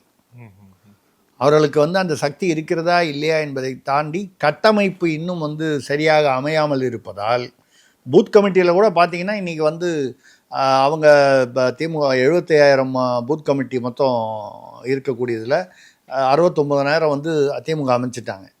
அதிமுக 67,000 அமைச்சிருக்காங்க. 61,000 பாஜக அமைச்சிருக்காங்க. அப்போ 61,000 பூத் கமிட்டி அவங்க அமைச்சிருக்காங்க. இவங்க 67,000ன்னா அதிமுக பாஜக வந்து ஒற்றுமையாக பணிபுரியும் பட்சத்தில், இப்படி சொல்லும் போதே தெரியும், பட்சத்தில் சொல்லும்போது அது எவ்வளோ தூரம் நடக்குமா நடக்காதான்னு சந்தேகம் இருக்குங்கிறத நான் தெரிவிச்சுக்கிறேன். அப்படி ஒரு கட்டத்தில் 1,20,20,000 மேலே பூத் கமிட்டிகள் இருக்கும். பூத் கமிட்டி என்பது வாக்கு வங்கி அல்ல. ஆனால் இந்த பூத் கமிட்டியில் இருப்பவர்கள் தான் போய் மக்களை போய் ஐயா வாங்கன்னு வந்து கூட்டு பண்ணுறதும், நாளைக்கு அந்த வாக்கு வங்கியில் வந்து ஓட்டு போடும்போது அதில் வேறு சிக்கல்கள் ஏற்கனவே வந்து 1 கோடி வாக்குகள் நீக்கப்பட்டிருக்கின்றன. இந்த நீக்கப்பட்ட வாக்குகளை வந்து இதில் போலி வாக்குகள், தகுதியற்ற வாக்குகள் எல்லாமே அதெல்லாம் பேசியிருக்கோம் நம்ம. அப்போ நீக்கப்பட்டால் இதில் திமுகவிற்கு ஆதரவாக போன 2021 இந்த 1 கோடியில் எவ்வளவு இருந்தன என்பது கணிப்பது வந்து கஷ்டம். ஆனால் கணிசமாக இருந்திருக்கலாம். ஏன்னு கேட்டால் திமுகவுக்கும் அதிமுகவுக்கும் உள்ள அந்த வாக்கு வித்தியாசம் 2.5 லட்சமோ 3 லட்சத்துக்குள்ளே தான், 2 லட்சத்தி சொச்சம் தான். 1 கோடி வந்து வெளியே போயிடுச்சுன்னால் அதில் இறந்தவர்கள் போயிட்டு அதெல்லாம் வந்து திமுகவுக்கு சம்மந்தமில்லாததுன்னா கூட இந்த போலி வாக்குகள், கள்ள வாக்குகள், இரட்டை உரிமை வாக்குகள் இதனால் பாதிக்கப்படுவது எல்லா கட்சிகளும் பாதிக்கப்படலாம். முக்கியமான கட்சிகள் அதிமுக, திமுக 2 தான் முக்கியமான கட்சிகள்ங்கிற வகையில் பாதிக்கப்படலாம். அது அதிகமாக பாதிக்கப்படக்கூடியது திமுக தான். கள்ள ஓட்டு ஃபார்முலா தமிழ்நாட்டில் முதல்ல கொண்டு வந்தது திமுக தானே. அதை பார்த்து அதிமுக கற்றுக்கொண்டது என்று வேணால் சொல்லலாமே தவிர, அதே மாதிரி பணம் கொடுத்த திருமங்கலம் ஃபார்முலா என்பதை இந்தியா தேசம் முழுவதும் வந்து அதற்கு ஒரு புகழ் ஏற்படுத்தி பிரபலப்படுத்தியது வந்து திமுக தான். அதனால் அதிமுகவில் எங்கேயுமே பணமே கொடுக்கல அப்படின்னு சொல்லலை. சில விஷயங்களில் சில பேர் பயணியர்னு சொல்லுவாங்க, முன்னோடிகள். அந்த வகையில் இந்த 1 கோடியில் வந்து ஒரு 5 லட்சம் வாக்குகள் இதனால் வந்து இந்த 1 கோடி வாக்குகள் நீக்கப்பட்டதுனால குறைஞ்சா கூட அது திமுகவை வெகுவாக பாதிக்கும். இந்த சமயத்தில் சீனியர்கள் வந்து சர்வே இப்போ ஒரே கூட்டணி, பழைய கூட்டணி தொடரும் போதே மெஜாரிட்டி வராது, 118 வராது, 90 தான் வருது அப்படின்னு சில சர்வேக்கள் சொல்கிறாங்க. காங்கிரஸ் இங்கிருந்து நகர்ந்தால் நான் சொன்ன மாதிரி 90 மைனஸ், அது எவ்வளவுன்னு தெரியாது, வரும். அந்த மைனஸ் வந்து தாவேகாவுக்கு உதவலாம், இல்லை வந்து ஒரு பக்கம் அதிமுகவுக்கு உதவலாம். ஏன்னா எந்த சமயத்தில் அதாவது பொதுவாக நடுநிலையாக இருக்கக்கூடிய வாக்குகள் வந்து எந்த பக்கமும் போகலாம். அப்படி போனால் அதிமுக ஆட்சி அமைந்தால் அப்போ தான் வந்து நமது அருமை இங்கே தெரியும். வீட்டில் இந்த புருஷ பொண்டாட்டி இருக்கும்போது வழக்கமாக சண்டை போடும்போது சொல்லுவாங்க, ஒரு மாதம் பிறந்த வீட்டுக்கு போனால் தான் என் அருமை உங்களுக்கு தெரியும், சாப்பாட்டுக்கு எப்படி வந்து கஷ்டப்படுவீங்கன்னு தெரியும். அதே பொதுவாக பெண்கள் சொல்லுவார். ஆண்கள் வந்து உள்ளுக்குள்ளே வந்து 1 மாதம் கொஞ்சம் நம்ம ஜாலியாக ஹோட்டலில் போய் சாப்பிட்டு இருக்கலான்னு கூட நினைப்பாங்க. ஐயோ இப்படி சொல்கிறியம்மான்னு கேட்பாங்க. இதெல்லாம் வந்து ஒரு குடும்பத்தில் நடக்கக்கூடிய ஒரு சாதாரண விஷயங்கள்னு வச்சுக்கிட்டா. அந்த மாதிரி ஒரு தடவை ஆட்சிக்கு, அதாவது சீனியர்களை நாம் வந்து பகைத்து கொண்டதுனாலோ ஒதுக்கியதாலோ ஆட்சி பறிபோனது என்ற புத்தி வந்து திமுகவில் இன்று ஆதிக்கம் செலுத்த விரும்பும், செலுத்தி கொண்டிருக்கும் ஜூனியர்களுக்கு வர வேண்டும் என்றால் ஆட்சி பறிபோக வேண்டும் என்று சீனியர்களே காங்கிரஸை வந்து திமுகவுடன் ஒட்ட விடாமல் அதற்கான ஏற்பாடுகளை செய்வதாக நமக்கு கிடைத்த தகவல். ஸோ ஸ்டாலினுக்கு ஒரு பாடத்தை புகட்ட வேண்டும்னு சீனியர்களே முடிவெடுத்திருக்காங்க. ஸ்டாலினுக்கு பாடத்தை புகட்டுவதான ஸ்டாலினை தாண்டி உதயநிதிக்கு, அதெல்லாம் 2 ஒன்று தான் வச்சுங்க. உதயநிதி ஸ்டாலினுக்கு அப்படின்னு வேணால் வச்சுங்க. ஏன்னா இப்போ ஸ்டாலின் தான் வந்து கண்ட்ரோலில் இருக்காருன்னா ஸ்டாலினுக்கு பாடம் புகட்டுவது. இப்போ ஸ்டாலின் சொல்கிறதையே யாருமே கேட்கலன்னு வைங்க திமுகவில். ஸ்டாலின் பாடம் படித்தா என்ன, படிக்கலானா என்ன, இல்லையா? அதனால் வந்து எந்த விதத்திலும் வித்தியாசம் இல்லை. நீங்கள் சொல்வது எப்பன்னா, இந்த சீனியர்களை ஒதுக்குவது என்ற முடிவை ஸ்டாலின் எடுத்தார் என்றால் நீங்கள் அது பாடம் புகட்டுவது. நமக்கு தெரிந்த வரையில் அந்த மாதிரி வந்து ஸ்டாலின் அவர்கள் முடிவெடுத்ததா தெரியல. உதயநிதிக்கு பாடம் புகட்டுவது அந்த சீனியர்ல கனிமொழியும் அடக்கமா இருக்காதா? ஓரங்கட்டி வைத்திருப்பவர்கள் எல்லாரும்னா முதல்ல அங்கே தானே வராங்க. அவர்களுக்கு வந்து ரொம்பவுமே குடும்பத்தை முத்துவேல் கருணாநிதி ஸ்டாலின் என்று இவர் அழைத்துக் கொள்கிறார், முத்துவேல் கருணாநிதி கனிமொழி என்று அவர்கள் அழைத்துக் கொள்வதில் என்ன தவறு இருக்கிறது? விமர்சனங்களுக்கு அப்பாற்பட்டு அவருடைய அந்த வகையில் அவங்களுக்கு ஒரு மகளிர் மாநாடுன்னு கொடுத்ததே வந்து முக்கியத்துவம் இல்லைன்னா அது எதுக்காக மகளிர் மாநாடு கொடுத்தாங்க? அதோடைய அர்த்தம் உங்களுக்கு புரியலையா? மகளிர் மாநாடு என்று நீங்கள் தனியாக ஒதுக்கி கொடுத்து விட்டீர்களானால், சகோதரி நீங்கள் மகளிர் அணியுடைய தலைவி இல்லை, அதற்கு தலைமை பொறுப்பு அதற்கு உரியவர், நீங்கள் மகளிர் மாநாட்டோடு உங்கள் அரசியலை நிறுத்திக் கொள்ளுங்கள். இந்த தலைமையக அறிவாலய தலைமையக அரசியலில் அது எங்கள் நேரடி குடும்பத்திற்கு சொந்தமானது, உங்களுக்கு அதில் வேலை இல்லை. இப்போ அண்ணன் தம்பி இருக்காங்க, ஒரு தம்பியை கூப்பிட்டு, தம்பி நம்ம வியாபாரத்தில் நீ வந்து கஷ்டமாக இருக்கும்பா, நீ ஒரு தனியாக கடை வச்சுக்கப்பா அப்படின்னு சொல்லி காசு கொடுத்து அமிச்சாங்கன்னா என்ன அர்த்தம்? அந்த கடை நல்லா வரணுன்றதை விட இங்கே வந்து அவர்கள் குழப்பக்கூடாது, மெயின் வியாபாரத்தில் குழப்பி விடக்கூடாது, இல்லை தலையிடக்கூடாது, இவ்வளோதான் விஷயம். மகளிர் மாநாட்டுடைய தத்துவம் அதுதான். ஆக நீங்கள் சொல்கிற அந்த சீனியர் லிஸ்ட்டில் கனிமொழி அவர்கள் இடம்பெறுவார்களா என்றால் கண்டிப்பாக இடம்பெறுவார்கள். அது மட்டும் இல்லாமல் கனிமொழி அங்கே இடம்பெறும் பொழுது ஆராசாவும் இடம்பெறுவார். நான் சொல்கிறது ஏன்னா வேற ஒரு காரணம் ஒன்றும் இல்லை. ஆராசா வந்து ஒரு பட்டியல் சமூகத்தை சேர்ந்தவர், ஆனாலும் வந்து அவருக்கு வந்து பட்டியல் இனத்துக்கு நாங்கள் அது செய்கிறோம் இது செய்கிறோன்னு அதெல்லாம் பில்டப்லாம் திமுகவில் பேசுவாங்களே தவிர உண்மையாகவே ஒரு பட்டியல் இனத்தை சேர்ந்தவரை கொண்டு ஆக்குவார்களா? ஜெயலலிதா அவர்களுக்கு இருந்த தைரியம் இவர்களுக்கு இருக்குமா? தனபால் அவர்களை அருந்ததீர் என்று சொல்லப்பட்ட தனபால் அவர்கள் வந்து சாப்பாடு ஏற்பாடு செய்தார் என்று அதிமுகவில் சிலர் வந்து அந்த சாப்பாட்டை தவிர்த்தார்கள் என்று கேள்விப்பட்டவுடன் அவரை சபாநாயகராகி உள்ள நுழையும் போதே எதிர்க்கட்சி தலைவர், முதல்வர் அனைவரும் எழுந்து நிற்கக்கூடிய ஒரு மரியாதையை ஏற்படுத்தி கொடுத்தார். தலித் ஏழுமலைக்கு வந்து அப்போ பொது தொகுதியில் நிற்க வைத்து ஜெயிக்க வைத்தார். அப்புறம் அவர் பாமக போய் மந்திரி ஆனார், அது வேறு விஷயம். பட் அந்த தைரியம் திமுகவில் இருக்கிறதா? தைரியமோ அது தைரியமின்மைன்னு சொல்லலாம். அதை தாண்டி அவர்கள் சுயநலமாக இருக்கிறார்கள் என்றும் சொல்லலாம். அதாவது அவர்கள் வந்து இரட்டை வேடம்தான் போடுகிறார்கள். பட்டியலினத்திற்காக, தாழ்த்தப்பட்டவர்களுக்காக, நாங்கள் வந்து பிற்படுத்தப்பட்டவர்களுக்காகவே இந்த அரசு அப்படின்னு பேசுறதெல்லாம் அதெல்லாம் வந்து வெறும் மேடை பேச்சு. ஸோ எப்படி அண்ணா உள்ளிட்ட திமுகவுடைய முந்தைய சீனியர்கள் வந்து பெரியாருக்கு வந்து பாடம் புகட்டினார்களோ அதே மாதிரி இப்ப இருக்கக்கூடிய சீனியர்கள் இளம் பெரியாருக்கு பாடத்தை புகட்ட போறார்கள். ஆமாங்க, பெரியாரை வந்து இருக்கிறதுலையே வந்து மோசமாகவும் கொச்சையாகவும் வந்து திட்டினது யாரு இது வரைக்கும்? உங்களை கேட்டால் இந்த தலைமுறையில் நீங்கள் வந்து சீமானா, அவரா, இவரா, இல்லை திருசக்தியாரான்னு கூட சொல்லுவீங்க. அண்ணாதுரையும் கருணாநிதி அவர்களும் பெரியாரை கொச்சையாக பேசியும் முரசொலியில் வந்து எழுதியதை விட இன்று சீமானோ இல்லை பெரியாரை எதிர்க்கும் எந்த ஒரு அரசியல்வாதியோ சமுதாய தலைவரோ வந்து பேசிவிட முடியாது. அவ்வளவு பதிலுக்கு அவரும் பேசியிருக்கார். அது நம்ம வந்து ஏதோ அவர் வந்து ஒன்றுமே பேசாமல் இருந்தார், இவங்க தான் பேசுனாங்கன்னு சொல்லலை, இரண்டு பக்கமும் இருந்திருக்கு. ஆனால் இன்றைக்கி வந்து அவரை வந்து தந்தை மொந்தைன்னு சொல்லிட்டு இவங்க தானே அலையிறாங்க, ஏதோ ஒரு அடையாளத்துக்காக. இத்தனைக்கும் அவருக்கு வந்து வாக்கு வங்கி என்ன இருக்க போகுது? கடவுள் மறுப்பாளர்கள் தமிழ்நாட்டில் எவ்வளோ 1% கூட இருக்க மாட்டார். சிறுபான்மையினரையும் வந்து அவர் வந்து கேவலமாக பேசியிருக்காரு பெரியார். முஸ்லீம்களை வந்து பார்ப்பானை வந்து மலம் என்று சொன்னால் முஸ்லீம் சாக்கடையை ஏன் உள்ளே கொண்டு வருகிறான்னு சொல்லியிருக்காரு. இந்த பறச்சிகளும் பள்ளச்சிகளும் சொல்லி அவங்க ஜாக்கெட் போடுறதை பற்றி பேசி ஆக அந்த பட்டியல் இனம்னு சொல்லக்கூடிய பட்டியல் சமூகத்தை வந்து மட்டமாக பேசியிருக்கிறார். தமிழனை சனியன் என்று சொல்லியிருக்கிறார். அந்த தமிழ் படித்து பிரயோஜனம் இல்லைன்னு சொல்லியிருக்காரு. காட்டுமிராண்டி மொழின்னு சொல்லிட்டாரு. கடவுளை நம்புபவன் அயோக்கியன், முட்டாள், காண்டுமிராண்டின்னு சொல்லியிருக்காரு. இவ்வளவும் சொன்னதுக்கு இவங்க திட்டினதை வந்து இன்னைக்கு முரசொலியில், அந்த முரசொலியெல்லாம் பத்திரமா வச்சுருக்கேன், பைன் பண்ணி வச்சுருக்கேன். இவங்க திட்டின மாதிரி யாருமே திட்டல. ஆனால் இன்று வேஷம் போடுவது அது ஒரு சும்மா அந்த ஐகானுக்காக. அதே மாதிரி தான் அன்று எப்படி திகாவிலிருந்து பிரிந்து வந்த திமுக அதை உருவாக்கிய அண்ணாதுரை, அதற்கு பின் திமுகவின் தலைவரான கருணாநிதி எப்படியெல்லாம் வந்து அன்று பெரியாரை பேசினார்களோ, அவர் இருக்கும் வரை அவரை ஒதுக்கி வைத்தார்களோ, பின்னால் அவர் போனதுக்கப்புறம் அவரை தூக்கி கொண்டாடுறதெல்லாம் சில தான் அரசியல் அந்த இமேஜ், பிராண்ட் இமேஜுக்காக.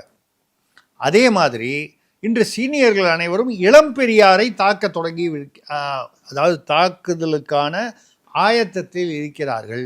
இதன் ஒரு பகுதி தான் காங்கிரஸை இங்கிருந்து எப்படியாவது வெளியேற்றி தாவேகா பக்கம் அனுப்பிவிடுவது. இதை காங்கிரசும் விரும்புகிறது. பிரவீன் சக்கரவர்த்தி மட்டும் விரும்புகிறாருன்னு மட்டும் இல்லைங்க, சோடங்கரா தானே சொல்கிறாரு. இதற்கு முன்னால் எந்த காங்கிரஸ் தலைவராவது தேசியத்து வந்து உங்களுக்கு விடுக்கப்பட்ட திமுகவுக்கு விடுக்கப்பட்ட கெடு முடிந்து விட்டது அப்படின்னு தைரியமாக சொல்லியிருக்காங்களா இது வரைக்கும்? இந்த சூழ்நிலையில் தான் நீங்கள் வந்து சிதம்பரம் அவர்கள் வந்து ஸ்டாலின் அவர்களை சமீபத்தில் சந்தித்து இருக்கிறார். அங்கே எல்லா இடத்துலையும் சீனியர் ஜூனியர் குழப்பம் வரா மாதிரி அவர் குடும்பத்திலையும் ஒரு குழப்பம் இருக்குது. ஸோ அங்கே இருக்கக்கூடிய ஒரு சீனியர் திமுக கூட்டணியை விரும்புகிறார். ப. சிதம்பரம் திமுக கூட்டணியை விரும்புகிறார் என்பது வெளிப்படை. ஒரு காலத்தில் ராஜகண்ணப்பனுக்கு எதிராக வந்து அவர் தோற்று போனாலும் வந்து அவரை ஜெயிக்க வைத்து இப்படி பல விஷயங்கள் எப்பொழுதுமே அவர் கருணாநிதியுடன் ஒரு ஒரு ஒரு புரிதலில் இருப்பார் ப. சிதம்பரம் அந்த காலத்திலே. கார்த்தி சிதம்பரம் திமுக காங்கிரஸுடன், அதாவது காங்கிரஸ் திமுகவுடன் கூட்டணி சேர்வதை கார்த்தி சிதம்பரம் விரும்புவதாக தெரியவில்லை. அவருடைய பல கருத்துக்களை பார்த்தால் அது தெரிகிறது. வெளிப்படையாக சொல்லலானாலும் அவருடைய கருத்துக்களின் கோர்வையை நீங்கள் எடுத்து பார்த்தால் அவை அநேகமாக திமுகவை விமர்சனம் செய்வதாகவே இருக்கிறது. அப்போ திமுகவை விமர்சனம் செய்யணும்னா ஒன்று அவர் என்ன செய்யணும், பாஜக பக்கம் போகணும்.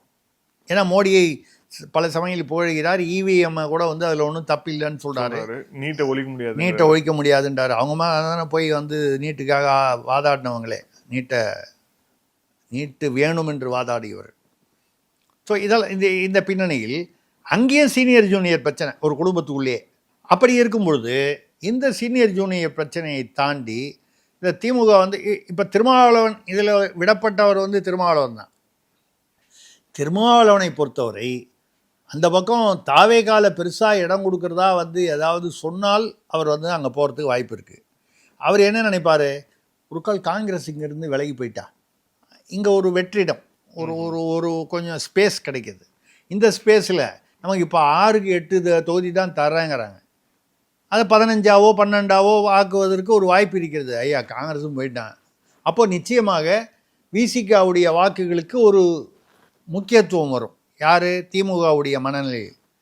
நாளைக்கு விசிகாவும் விட்டுட்டு போயிட்டா அந்த அணிக்கு போயிட்டா தேவேக அணிக்கு பாஜக அணிக்கு வேணால் போக மாட்டாங்க. அது கூட ஏன் போகக்கூடாது? 2001 போகலையா, மங்களூர் தொகுதியில் போய் நிற்கலையா, ஜெயிக்கலையா? பாஜக சார்பாக நின்ன எல்லாருக்கும் வந்து போய் பிரச்சாரம் பண்ணலையா? திராவிடம் என்பது ஒரு கற்பனை, திராவிட நிலம் என்பது ஒரு கற்பனை என்று திருமாவளவன் பேசிய வீடியோ நான் நேத்திக்கோ நான் பார்த்துருக்கு இருக்கு. எப்போ பேசியிருக்காரு? அநேகமாக அதிமுக பக்கம் போயிருக்கும் போதோ மக்கள் நல கூட்டணி பக்கம் போயிருக்கும் போதோ பேசியிருப்பார். இன்னைக்கு திராவிடம் என்பது வந்து ஒரு இனம், ஒரு கலாச்சாரம்.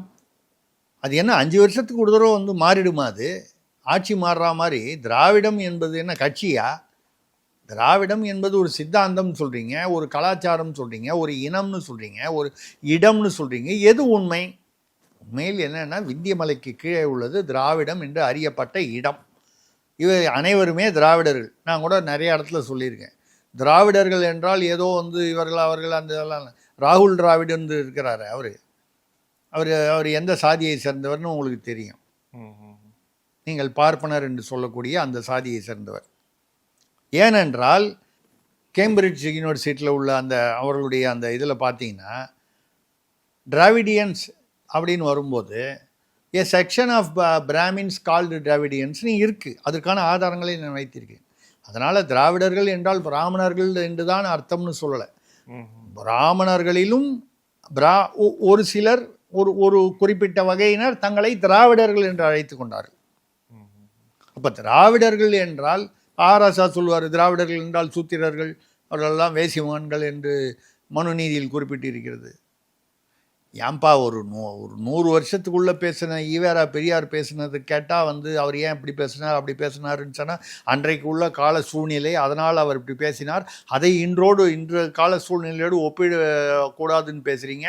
2000 வருஷத்துக்கு முன்னால் மனுநீதி என்று ஒன்று எழுதப்பட்டது, அதை இன்றைக்கி அப்ளை பண்ணிவிட்டு அதை நான் கூட சொல்லுவேன். மனுநீதி சோழன் வந்து தேர்காலில் தன்னோட மகனை வந்து அது கன்றை கொண்டாடுறதுக்காக இட்டான். அதுக்காக இன்றைக்கி வந்து நீங்கள் வந்து தேர்காலில் யாராவது இட்டுருவீங்களா உங்கள் மகன் தப்பு செய்தால்? 100 வருஷத்துக்குள்ளே எழுதப்பட்ட பெரியாருடைய சரித்திரம், பெரியார் எழுதியவையே அது அந்த காலத்து கட்டத்துக்கு ஏற்றது. அதை இன்று நாம் விமர்சனம் செய்யக்கூடாது என்றால் 2000 வருஷத்துக்கு முன்னால் இருந்த நிலையை விமர்சனம் செய்வது என்ன நியாயம் என்பது அவர்களுக்கு தெரிஞ்சு தான் பேசுகிறாங்க, தெரியாமல் பேசலை. இதுதான் வந்து இன்றைக்கு வந்து இருக்கக்கூடிய ஒரு சூழ்நிலை. ஸோ இந்த கூட்டணியை முடிவு செய்வது சீனியர் ஜூனியர் தான். ஏன்னா சமீபத்தில் அதை முடிக்கும் போது சொல்லிடுறேன், ஒரு போஸ்டர் ஒன்று பார்த்தேன் திமுகவில், ஏதோ ஒரு மாவட்ட செயலாளர் இது ஒட்டியிருக்கேன். நீங்கள் கேள்விப்பட்டிருப்பீங்க, அந்த 1 வருஷம் முன்னாலேயே கலைஞர் கருணாநிதி ஐயா அவர்கள் இருக்கும்போதே நமக்கு நாமேன்னு ஒரு திட்டம் கொண்டு வந்தார். அந்த திட்டத்தில் பார்த்தீங்கன்னா அப்போ ஒரு 10 லட்சம் ரூபாய்க்கு ஒரு திட்டம், ஒரு பஸ் ஸ்டாண்டு கட்டணும், ஏதோ ஒரு இது கட்டணும் அப்படின்னா பாதி பணம் வந்து அரசாங்கம் கொடுத்துரும், மீதி பணம் மக்கள் வந்து அதாவது நன்கொடையாகவோ, அதாவது மக்கள் நன்கொடை ஒரே ஒருத்தரோ இல்லை வந்து மக்களிட அதாவது வசூலித்தோ பாதி தான் அவங்க கொடுப்பாங்க. அது அப்படி எப்படி பண்ணிடுவாங்கன்னு எனக்கு தெரியும். நானே வந்து தஞ்சை மாவட்டத்தில் ஏறத்தாழ ஒரு 7-8 இடங்களில் நமக்கு நாமே திட்டத்தில் நான் வந்து 4 லட்சம் 5 லட்சம்லாம் வந்து நிறையா வந்து கொடுத்து அங்கங்கே நிழற்குடைகள் இல்லை வந்து ஒரு சின்ன சமுதாய கூடங்கள் இதெல்லாம் பண்ணியிருக்கோம். இல்லை என்ன பண்ணுவாங்க நமக்கு பொதுவாக தெரியும். நேர்மையாக இருப்பவர்கள் நேர்மையாக அதை செய்வார்கள். கொஞ்சம் வித்தியாசமாக இருப்பவர்கள் அப்படி இருப்பவங்க வந்து நான் கொடுத்தது எல்லாம் வந்து அப்பொழுது ஒரு திமுக ஆட்சியில் இருக்கும்போது கொடுத்தேன். அந்த திமுகவில் இருந்த அந்த குறிப்பிட்ட அந்த மக்கள் பிரதிநிதி வந்து நேர்மையாக இருந்தார் என்பதால் கொடுத்தேன். நான் சொல்கிறது உங்களுக்கு ஆச்சரியமாக இருக்கும். திமுகவில் நேர்மையானவங்க கூட இருக்காங்களா? இருந்திருக்காங்க. ஆனால் என்ன காலப்போக்கில் என்ன பண்ணாங்கன்னா அந்த மாதிரி நேர்மையான இருக்கிறவங்கலாம் கண்டுபிடிச்சி அவளை கட்சியிலேருந்து ஓரம் கட்டி வச்சுட்டாங்க. உதாரணமாக KS ராதாகிருஷ்ணன் சொல்லலாம், எத்தனையோ பேர் சொல்லலாம். அது ரொம்ப பேர் இல்லை, கொஞ்சம் பேர் தான். இது எதுக்கு சொல்லணும்னா நமக்கு நாமேங்கிறது இதான் திட்டம். அது வழக்கமாக என்ன பண்ணுவாங்கன்னா மொத்தம் 4 லட்ச ரூபா தான் மொத்தமே திட்டம் அப்படின்னா 4 லட்சம் கவர்மெண்ட்டு போடுதுன்னு சொல்லி மக்கள்கிட்டேருந்து வந்ததுன்னா அது அந்த காஸ்ட் அட்ஜஸ்ட்மெண்ட் பண்ணி பெருசாக ஒன்றும் நன்கொடை பண்ண வேண்டிய அவசியம் இல்லாமல் கணக்கு காமித்து விடுவார்கள். அது வேறு விஷயம். ஒரு பெரிய போஸ்டர் ஒட்டியிருக்காங்க திமுகவில், மாவட்ட செயலாளர் அளவில் அவங்களாம் கலந்து கொள்கிற ஒரு விழாவில். நமக்கு நாமேன்னு அடிக்கிற இடத்துல நமக்கு நாமமே இருக்கு. என்கிட்ட வேணா உங்களுக்கு அனுப்புகிறேன், போடுங்க. இது கூட எழுத தெரியாதா இவங்களுக்கு? நீங்கள் அது உடனே என்ன சொல்லுவீங்க, சார் அது வந்து அச்சுப்பிழை, அதை அந்த அச்சகத்துடைய பிழை, அது எப்படிங்க? இல்லை அதுக்கு ஒருவேளை கரெக்டாக தானே இருக்குது. மக்கள் படிக்கும்போது எப்படியும் இருக்கும் நமக்கு நாமமே அப்படின்னு. அதான் சார், அது வந்து என்னடா திமுகவில் இப்படி எழுதிட்டாங்களே, திமுக நமக்கு நாமமேனா திமுகவுக்கு நாமமேன்னு எழுதினாங்களான்னா இல்லை. இந்த போஸ்டரை யார் படிக்கிறா? நீங்களும் நானும், அதாவது பொதுமக்கள். நமக்கு நாமமே, இதை அவர்கள் குறிப்பால் உணர்த்துகிறார்கள். அவர் ஏதோ அச்சுப்பிழையெல்லாம் ஒன்றும் இல்லை, அது எழுத்துப்பிழை இல்லை, எண்ணப்பிழை, கருத்து பிழை. அவர்கள் உள்ளே ஓடும் எண்ணம் எதுவோ கருத்து என்னவோ அதுதான் அங்கே அச்சுப்பிழையாக வருகிறது, நமக்கு நாமமேன்னு. அப்போ அந்த நமக்கு நாமமே என்ற அந்த ஒரு நோக்கை நோக்கி அந்த இலக்கை நோக்கி திமுகவின் சீனியர்களே அந்த கட்சியை கொண்டு போகிறார்கள் என்பதுதான் நமது யூகமும் கருத்தும்.